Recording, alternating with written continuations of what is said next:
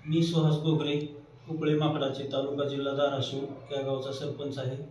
माझ्या गावचा मागील इतिहास असा आहे, ज्यावेळेस श्री प्रभू रामचंद्र वनवासाला निघाले होते त्यावेळेस त्यांनी माझ्या गावातून गेले।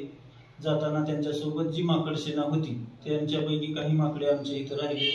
त्या राहिलेल्या माकडांसाठी समस्त ग्रामस्थांनी त्यांच्या नावाने 33 एकर जमीन केली व त्यांना एक लाकडी माडीचं घर बांधून दिलं।